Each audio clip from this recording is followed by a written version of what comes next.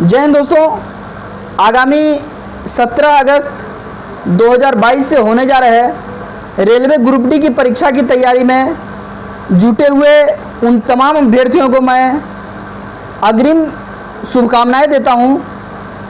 और आज मैं इस वीडियो के माध्यम से आप लोग अंतिम के 40 दिन में क्या करें, इस पर कुछ सुझाव लेकर आया हूं।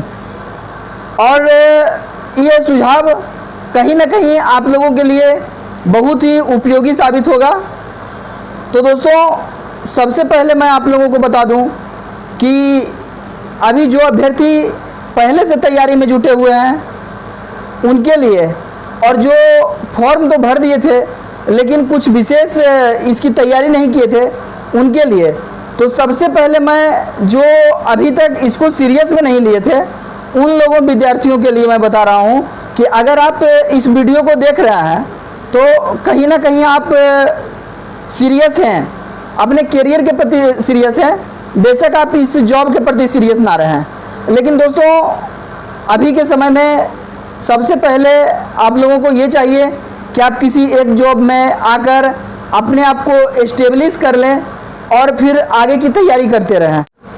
और अगर आप सब लास्ट के इन 40 दिन में अपने सभी दम खम को लगा देते हैं तो कहीं ना कहीं ये परीक्षा आपके लिए बिल्कुल आसान हो जाएगी।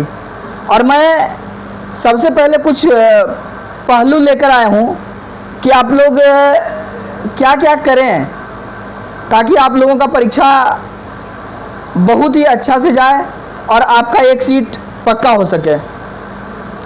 और अभी जो बहुत ज़्यादा सीरियस थे परीक्षा के प्रति, और वो जो लोग अभी बिल्कुल भी सीरियस नहीं थे, उन लोगों को लगभग 40 दिन में सामान्य मेहनत करने की ज़रूरत है। बिल्कुल सबको बराबर मेहनत करने की ज़रूरत है।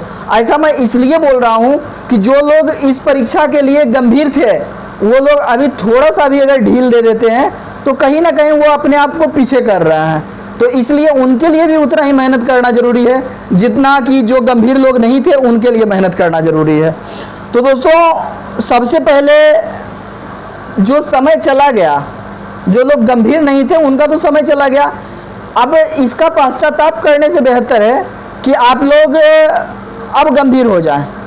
और कहीं ना कहीं इन 40 दिन में अगर आपका प्रश्न होगा कि 40 दिन में परीक्षा निकलना संभव है, तो मैं एक जवाब बोलूँगा, हाँ, इन 40 दिन में परीक्षा निकलना बिल्कुल संभव है।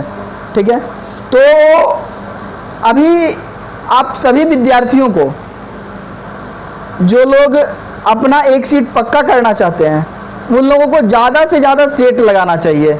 और हाँ, आप सेट तो मारते हैं लेकिन बहुत लोग का आदत होता है कि उसे कंप्लीट नहीं करते हैं। ये आप लोगों की सबसे बड़ी गलती होती है। दोस्तों, अगर किसी टाइप का क्वेश्चन आया है कि मान के चलते हैं कि भारत की राजधानी कहाँ है, ठीक है, तो मैं एक राजधानी का सीरीज उसे देखूंगा, पूरे सीरीज को, चाहे वो लूसेंट के माध्यम से देखें चाहे वो अन्य किताबों के माध्यम से देखें, लेकिन सबसे पहले मैं उनका सीरीज को याद करने का कोशिश करूंगा। और 40 दिन में सबसे ज़्यादा आप लोग को ध्यान देने का ज़रूरत है तो मैथ और रीजनिंग पे। दोस्तों, ये कभी भी विद्यार्थी के साथ गद्दारी नहीं करती है। यहाँ गद्दारी का अभिप्राय ये है कि मैथ का लगभग फिक्स चैप्टर होता है और मैथ के साथ साथ रीजनिंग का भी एक सीमित दायरा है। मतलब कि इन जीके का कोई फिक्स नहीं होता है कि जीके कहाँ से आएगा, क्या आएगा, करंट अफेयर्स कब का आएगा, कैसे आएगा, ये सब कोई फिक्स नहीं होता है। लेकिन मैथ और रीजनिंग ये पक्का फिक्स होता है कि उनका दायरा है और वो वहीं से आएगा, बेशक थोड़ा टफ हो और थोड़ा लो हो। तो दोनों को बनाने का प्रैक्टिस करना चाहिए सभी विद्यार्थियों को। और सभी अभ्यर्थियों, सभी भाइयों जो इन तैयारी में जुटे हुए हैं, उन लोगों को मैं ये सलाह ज़रूर दूंगा कि आप लोग कम से कम 100 मैथ और 100 रीजनिंग का प्रैक्टिस हर दिन अवश्य करें। इससे आपका मैथ और रीजनिंग ना के बराबर छूटेगा। ठीक है, कोई ऐसा ही मैथ रहा होगा कि आप लोगों से छूट जाएगा, नहीं तो अगर 100 मैथ डेली बनाइएगा और 100 रीजनिंग डेली बनाइएगा तो 40 दिन में आप लगभग 4000 मैथ और रीजनिंग को प्रैक्टिस कर रहे हैं। और मेरे ख्याल से 4000 से बाहर तो नहीं आना चाहिए। अब बाकी तो बोर्ड की मर्जी है क्या सिस्टम होता है। तो आप लोगों के लिए ये मील का पत्थर साबित होगा और कहीं ना कहीं सेट मारना अपनी पहली प्राथमिकता को और अपनी दूसरी प्राथमिकता को मैथ और रीजनिंग पर विशेष फोकस करना। और दोस्तों अभी जीके के लिए बहुत ज़्यादा नया जानने का ज़रूरत नहीं है और बहुत ज़्यादा नया जानने का ज़रूरत से ये कि आप मार्केट में आए भिन्न भिन्न बुक और एटम बम परमाणु बम पता नहीं क्या क्या लोग निकालते हैं, इन लोगों पर बिल्कुल भी फोकस नहीं करना है। और जीके के रूप में मेरे ख्याल से जो हमारा अनुभव बताता है उसमें आप लोगों को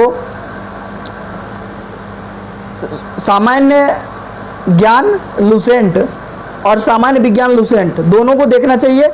और अगर उसके बाद भी आपके पास समय बच जा रहा है तो आप एसपीडी को देख लें और एसपीडी साइंस को देख लें। ये 4 बुक को अभी अपने पास रखें दोस्तों। अगर आप इससे 40 जीके में 30 बना पा रहे हैं तो आप यकीन मानिएगा आप 10 किताब भी अगर पढ़ लेंगे तो 40 जीके में 32 से 33 बना पाएंगे। तो 2 से 3 जीके के लिए अपना समय को बर्बाद ना करें। और तीसरे नंबर में स्थान आता है करंट अफेयर्स का, यानी कि करंट अफेयर्स को आप लोग पिछले 2020 से हुए तमाम घटनाएं जो महत्वपूर्ण हैं उसे अपने ध्यान में रखते हुए, जैसे कोविड वाला सिस्टम हो गया और विभिन्न खेल हो गए, विभिन्न बैठकें हो गई, अंतर्राष्ट्रीय बैठकें, तो इस पे आपको मेहनत करने का ज़रूरत है। और चौथे नंबर में आप लोगों को करंट अफेयर्स पे ध्यान देना है। करंट अफेयर्स पिछले 3 साल का बहुत ज़्यादा केयर करके नहीं देखना है, लेकिन आप लोगों को 3 साल का देखना पड़ेगा। मतलब कि महत्वपूर्ण टॉपिक को निकाल लें और उसे देखें, ये आप लोगों के लिए बहुत ज़्यादा फायदेमंद साबित होगा। जैसे कोविड वाला तो क्वेश्चन मेरे ख्याल से हर शिफ्ट में आएगा ही आएगा, ना का सवाल ही नहीं है। और दूसरे नंबर में आप लोगों को जितने भी खेल वगैरह हुए हैं वो सब देख लेना है।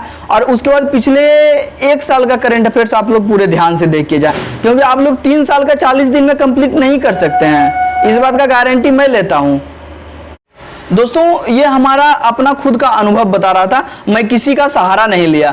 और ये मुझे पूरा उम्मीद है कि अगर आप इस पे 40 दिन काम करेंगे तो आपको सफल होने से कोई नहीं रोक सकता है। तो दोस्तों आप देख रहे थे पर्दाफाश न्यूज। अगर आपको हमारी ये जानकारी पसंद आई हो तो आप हमारे चैनल को लाइक, सब्सक्राइब और शेयर जरूर करें। धन्यवाद दोस्तों, जय हिंद।